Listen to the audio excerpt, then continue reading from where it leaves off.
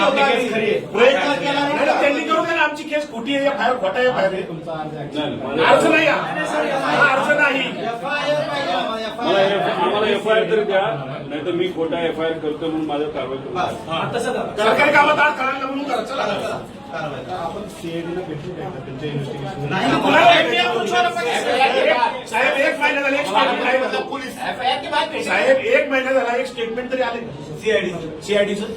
बरं आम्हाला सांगा, सीआयडी तुम्हाला माहित नसेल, कोणाला बोलवलं सीआयडी नाही. त्याचा रोहित सिंग अमेरिकेत जाऊन आला, तो दिल्लीत येऊन बसला, सीआयडी त्याला अजून नाही बोलवलं. व्हीके सिंग जो मालक आहे त्याला अजूनपर्यंत बोलवलं नाही. त्याच्याजवळ मेंटेनन्स करणारा महाराष्ट्रात बसणारा जो त्यांचा माणूस आहे त्यालाही अजून बोलवलं नाही. सीसीटीव्ही बद्दल फक्त इथले गोळा केलेत त्यांनी आम्हाला काल. त्यानंतर तिथं जो जे 2 येणार होते कॅप्टन पायलट ते अचानक कॅन्सल झाले. का झाले त्यांना अजूनपर्यंत बोलवलं नाही, त्यांना नोटीस नाही. आणि डीजीसीच्या कोणत्या अधिकाऱ्यांनी मंजुरी दिली याला? आणि हे आमच्या लेवलला आम्हाला कळलेलं माहिती आहे. आता पब्लिकला तर काहीच माहित नाही. लोकांना माहित नाही. आम्ही घरचे असू, हे 8 तास बसतात. अधिकारी गव्हर्नमेंट प्रेझेंटेशन दिल्लीत दाखवले, मुंबईत दाखवले, ते मोगम नाही साहेब. आणि ठीक आहे मी प्रेझेंटेशन केलं, चुका केल्या मला काउंटर फ्री केलं. बारामतीमध्ये पोलीस जर आम्हाला साहेब आमचा एफआयआर घ्या, सीआयडीला द्या ना. तुमच्यावर काय करस्पॉन्ड झाला का सर सीआयडीचा?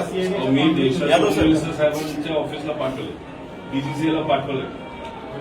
आम्ही एव्हिएशन मंत्री तिथं नसावेत असं म्हणत असलो तरी त्यांच्या मंत्रालयाला मी पाठवलेलं आहे.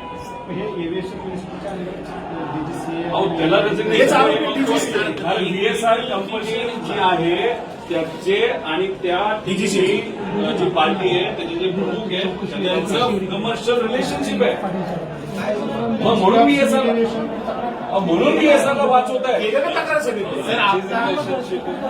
व्हीएसआरला म्हणून वाचवत आहे. आणि मग आमचं म्हणणं आहे तुम्ही त्याच्या व्हीएसआरच्या विरोधात एफआयआर घेत नाही, मग तुम्ही सुद्धा नाही, वाचवताय. आणि चालू तपास जे सांगताय तुम्ही साहेब त्याच्यामध्ये अँगल कोणता आहे? अपघात आणि टेक्निकल.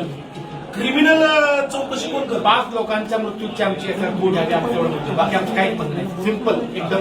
5 लोक मयत झाले एका ऍक्सिडेंटमध्ये. आमची ऍक्सिडेंटची एफआयआर टाकतो आणि आमची एफआयआर कुठे टाकणार? काही येऊ दे पुढे. नाही तर सीआयडीला वर्ग करा. एफआयआर एफआयआर वर्ग करा. इन्व्हेस्टिगेशन त्याच्या फाइंडिंग झाल्यापासून तुम्ही गुन्हा दाखल करणार आहे.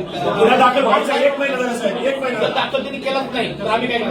डिस्कशन व्हायला पाहिजे. सीबीआय मध्ये आता आपण बोलतोय, आता आपण बोलत असताना 7,000 पेक्षा जास्त केसेस प्रलंबित आहेत.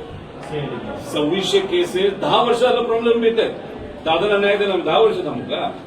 आणि